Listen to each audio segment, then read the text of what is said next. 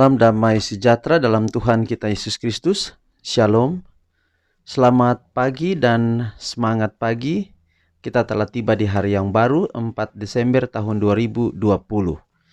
Sebelum kita dengarkan renungan hari ini, mari kita tunduk kepala dan kita berdoa.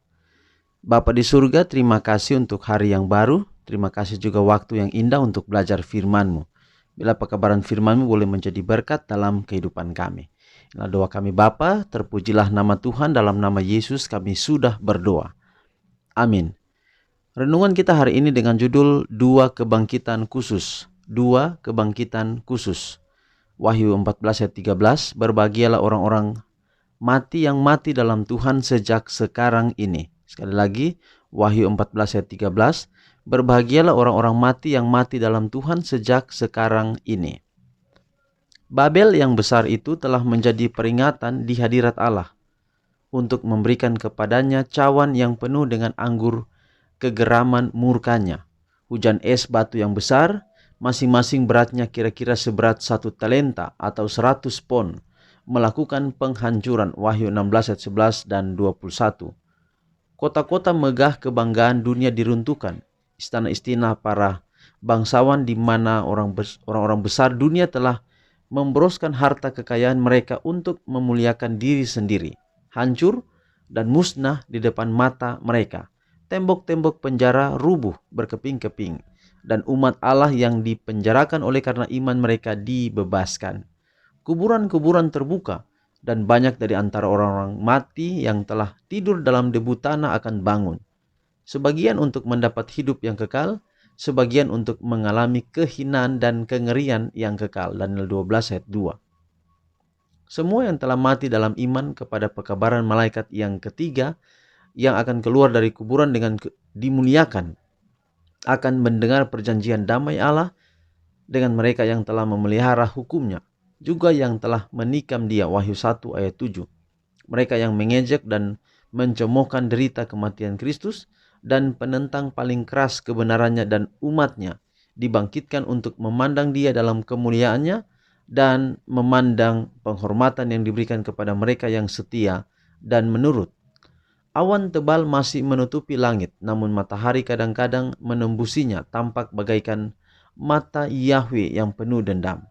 Kilat yang dahsyat memancar dari langit, membungkus dunia ini dengan nyala api. Di atas gemuruhnya guntur dan suara-suara yang misterius dan mengerikan diumumkan oleh semua orang. Diumumkanlah kebinasaan orang-orang fasik itu. Kata-kata yang diucapkan tidak dimengerti oleh semua orang, tetapi dimengerti dengan jelas oleh guru-guru palsu. Mereka yang sesat sebelumnya begitu sembrono, begitu sombong dan membangkang, begitu bersuka dalam melakukan kekejaman kepada umat Allah yang memelihara hukumnya. Sekarang dipenuhi dengan ketakutan dan gemetar dalam kengerian. Ratapan mereka terdengar mengatasi suara unsur-unsur bumi. Iblis mengakui keilahian Kristus dan gemetar di hadapan hadiratnya. Sementara manusia memohon belas kasihan dan menyembah dalam ketakutan yang menyedihkan. Nabi-nabi zaman dahulu berkata, sementara mereka memandang penglihatan kudus dari Allah, merataplah, sebab hari Tuhan sudah dekat, datangnya sebagai pemusnahan dari yang maha kuasa. Yesaya 13 ayat 6. Masuklah di sela gunung batu dan bersembunyilah di dalam liang tanah terhadap kedahsyatan Tuhan dan terhadap semarak kemegahannya. Yesaya 2 ayat 10. Saudaraku, inilah dua kebangkitan khusus dalam topik kita. Satu, kebangkitan untuk diselamatkan, tetapi satu kebangkitan untuk melihat akan kenyataan bahwa siapa Yesus itu, bahwa siapa umat-umat Allah itu.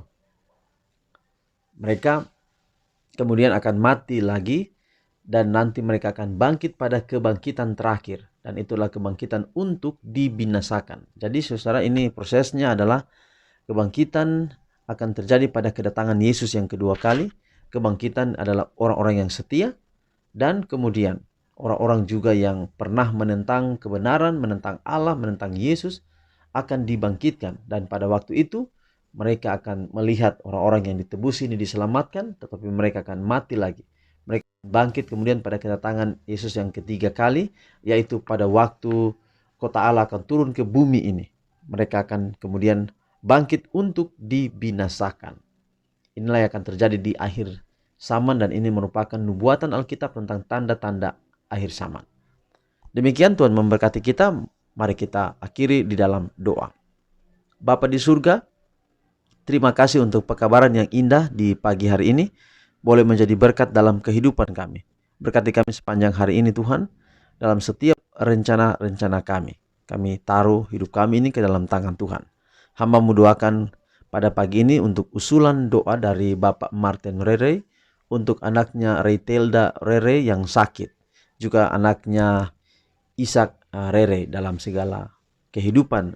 Pelihara, lindungi selalu ya Bapak. Hamba juga doakan 5 nama berikutnya, yaitu Evert Mudumi, Martin Terry, Daniel Sabaru, Aksamina Demetou, dan Agustina Karma. Sekali lagi, Evert Mudumi, Martin Terry, Daniel Sabaru, Aksamina Demetou, dan Agustina Karma. Hamba serahkan mereka juga dalam tangan Tuhan dan dalam pemeliharaan kasih-Mu. Begitu pula dengan Ibu Esther Afasidanya yang selalu mengusulkan doa-doa ini. Allah juga turut memberkati.